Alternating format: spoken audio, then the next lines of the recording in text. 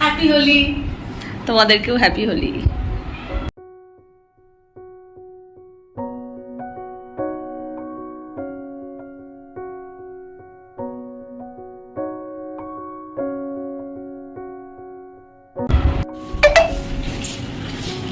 Hello friends, welcome back to the channel. আশা করি তোমরা সবাই খুব ভালো আছো, আমরাও খুব ভালো আছি। আর আজকে দেখো বসন্ত উৎসব। তো এখন কটা বাজে? 6:45 মতো বাজে। 6টার সময় বেরোনোর কথা, তো 6:45 বাজে। দেখা যাক কখন বেরোবে। আর আমাদের এই যে দেখো সবার দুজনের সাজ রেডি।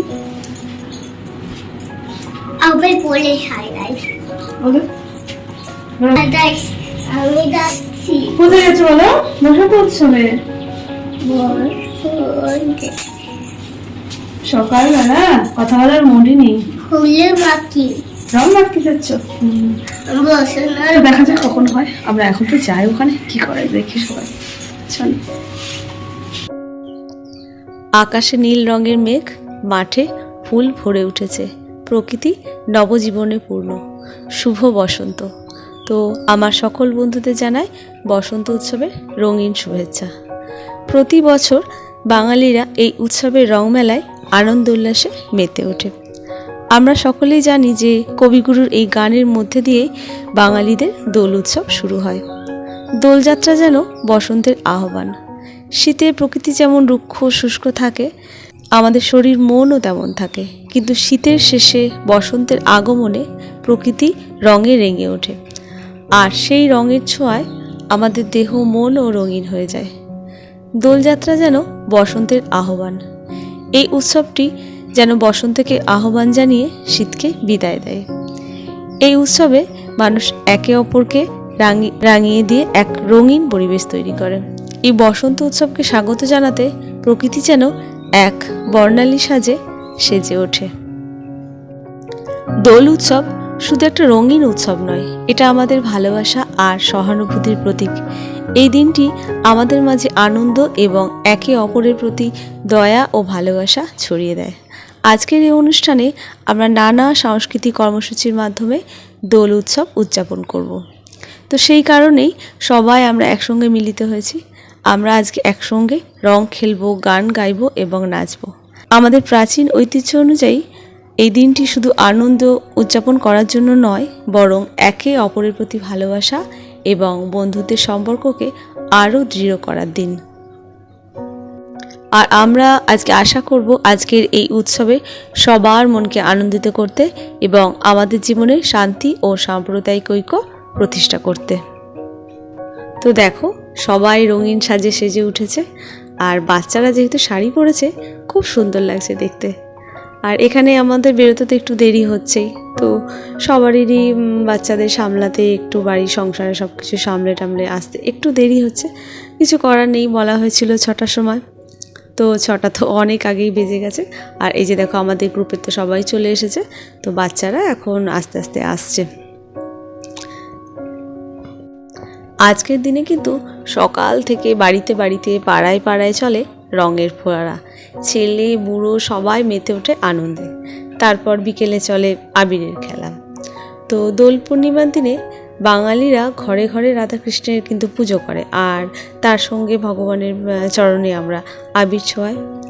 আর আজকে কথাটা বলতে খুব ইচ্ছা করছে যে আমাদের এই যে দেখো গ্রুপ আমরা নারী আমরা সব পারি, এই যে দেখো মোটামুটি তারপরে সবাই রেডি হয়ে গেছে, আর বাচ্চাদেরকে সামনে দেওয়া হয়েছে। আজ আমাদের ন্যাড়া পোড়া, কাল আমাদের দোল। তো দোলের আগের দিন রাত্রে ন্যাড়া পোড়ানো হয়। আমরা বাঙালিরা বলি দোল, আর অবাঙালিরা বলে হোলি।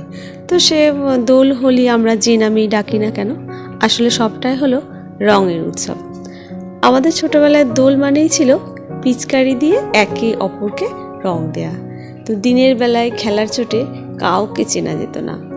বেলুনে রঙিন জল ভরে রাস্তার মানুষদের গায়ে ছুঁড়ে মারতাম। তো ছোটবেলার দুষ্টুমি যাকে বলে আর কি। আর আমাদের সাথে সাথে বাড়ি ময় রাস্তাঘাটও রঙিন হতো। তারপর চলতো নিজেদের মুখ থেকে রং তোলার পালা। তো কোনো রকমে সেই রং তুলে ফেলে সন্ধ্যায় বড়দের পায়ে আবির ছুঁয়ে প্রণাম পর্বের পরে বন্ধুদের সাথে আবার চলতো আবির খেলা। কোথায় যেন হারিয়ে গেছে সেই সব দিনগুলো।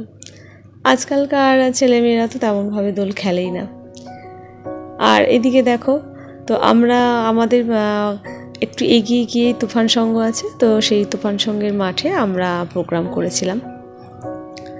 তো দেওরি আমাদের এই সমস্ত ভিডিও করে দিয়েছে, তো খুব এনজয় করেছি আমরা। তো এই উৎসবের ঋতুচক্রের কিন্তু শেষ উৎসব।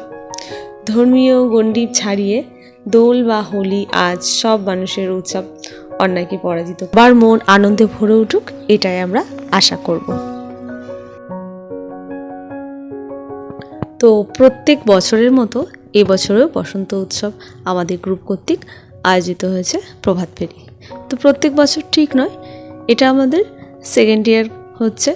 তো আগামী দিনে তোমাদের আশীর্বাদে আমরা চেষ্টা করব যে এই গ্রুপটাকে আরও আগে এগিয়ে নিয়ে যেতে। তো বসন্ত মানেই শিমুল পলাশ ফুল, বসন্ত মানেই আবির, বসন্ত মানেই সেই পরিচিত গান ওরে গৃহবাসীর সুর। এইসব কিছু নিয়েই বাঙালির বসন্ত। হলুদ শাড়ি, ফুলের মালা আর উৎসবের আমেজে তরুণ তরুণীরা বসন্তকে বরণ করে নেয়।